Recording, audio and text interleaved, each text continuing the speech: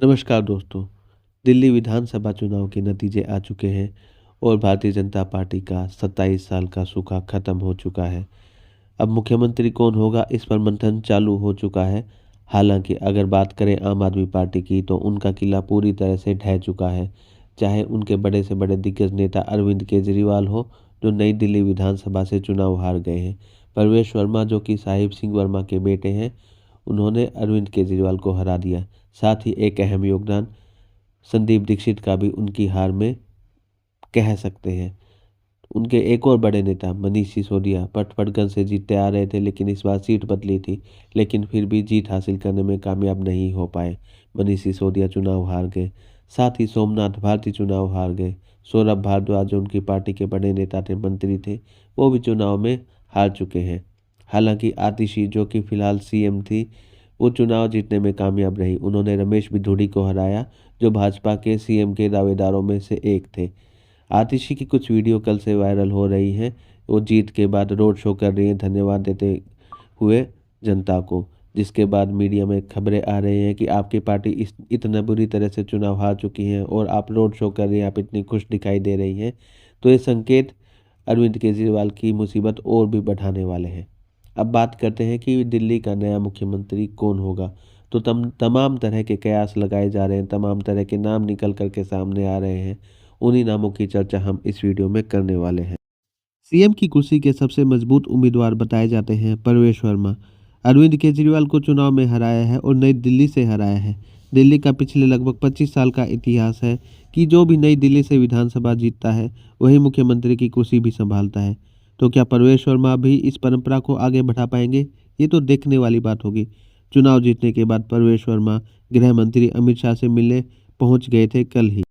दूसरा बड़ा नाम जो निकल करके आ रहा है, वो आ रहा है स्मृति ईरानी का। अमेठी से लोकसभा पहुंच चुकी, राहुल गांधी को हरा चुकी, केंद्र में मंत्री रह चुकी स्मृति ईरानी 2024 का लोकसभा चुनाव हार गई थी अमेठी से ही, और उसके बाद कुछ समय के लिए पार्टी में हाशिए पर चली गई थी। हालांकि दिल्ली विधानसभा के चुनाव से पहले वो वापस एक्टिव हो गई थी। एक समय चर्चा ये भी चली थी कि उन्हें मुख्यमंत्री का चेहरा घोषित किया जा सकता है या उन्हें विधानसभा की टिकट दी जा सकती है, लेकिन ये दोनों ही चीज़ नहीं हो पाई।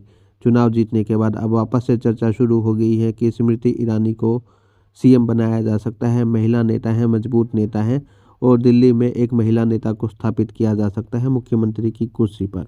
दारों में एक और महिला नेत्री का नाम निकल करके आ रहा है, और ये नाम है बांसुरी स्वराज का, जो कि सुषमा स्वराज की बेटी हैं। उनके लेगेसी को आगे बढ़ा रही है। फिलहाल नई दिल्ली लोकसभा से सांसद हैं और दिल्ली की प्रदेश प्रवक्ता हैं। आम आदमी पार्टी के खिलाफ इन्होंने जम करके प्रचार किया है। तेज तर्रार वक्ता हैं। हालांकि इनके खिलाफ जो चीज़ जाती है वो है कि इनके पास कोई ज़्यादा अनुभव नहीं है राजनीति का। सीएम के दावेदारों में एक और बड़ा नाम है विजेंद्र गुप्ता का। ये पूर्व में प्रदेश अध्यक्ष रह चुके हैं, दिल्ली के काउंसलर रह चुके हैं। 2013 में अरविंद केजरीवाल से चुनाव हार गए थे। 2015 का चुनाव रोहिणी से जीते, 2020 का चुनाव भी जीते, और इस बार भी रोहिणी से जीत करके विधानसभा पहुंचे हैं। एक मजबूत नाम इनका बताया जाता है सीएम के दावेदारों की लिस्ट में। सीएम के दावेदारों की सूची में एक और नाम बार बार निकल करके आ रहा है, और ये नाम है सतीश उपाध्याय का। ये भी पूर्व में प्रदेश अध्यक्ष रह चुके हैं, एनडीएमसी के चेयरमैन रह चुके हैं, फिलहाल पार्षद थे, और इस बार विधानसभा पहुंचे हैं मालवीय नगर की सीट से। सोमनाथ भारती जैसे दिग्गज नेता को हरा करके विधानसभा पहुंचे हैं सतीश उपाध्याय। मुख्यमंत्री के दावेदारों में दो नाम पंजाबी समुदाय से भी आ रहे हैं। पहला नाम है अरविंदर सिंह लवली का, जो 4 बार के विधायक हैं, गांधीनगर से जीते हैं और कैबिनेट मंत्री भी रह चुके हैं पूर्व की कांग्रेस सरकार में। और यही बात इनके खिलाफ भी जाती है, क्योंकि ये मूल रूप से भाजपाई नहीं है। दूसरा नाम है मनजिंदर सिंह सिरसा का। ये मालवीय नगर से विधायक बने हैं, भाजपा के संगठन में काम करते आ रहे हैं, और भाजपा के राष्ट्रीय संगठन में मंत्री के तौर पर, राष्ट्रीय मंत्री के तौर पर कार्य कर रहे थे। इनका नाम भी चर्चाओं में चल रहा है सीएम के तौर पर।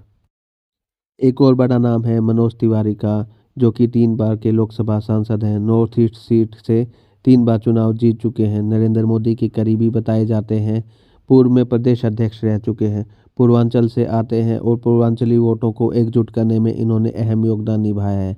कहा जा रहा है कि उन्हें भी इनाम दिया जा सकता है सीएम बना करके।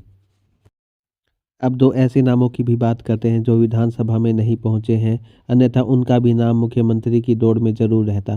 पहला है रमेश बिधूड़ी का, जो लोकसभा के सांसद रह चुके थे। इस बार विधानसभा का चुनाव उन्हें लड़ाया था पार्टी ने। हालांकि आतिशी के सामने वो जीत हासिल करने में कामयाब नहीं हो पाए, अदरवाइज उनका भी नाम मुख्यमंत्री की दौड़ में जरूर रहता। और दूसरा नाम है दुष्यंत गौतम का। भारतीय जनता पार्टी के राष्ट्रीय महामंत्री थे और इस बार उन्हें विधानसभा की टिकट दी गई थी। सोचा गया होगा कुछ बड़ा ही, लेकिन जीत हासिल करने में कामयाब नहीं हुए, तो उनका पत्ता यहाँ पर कट गया।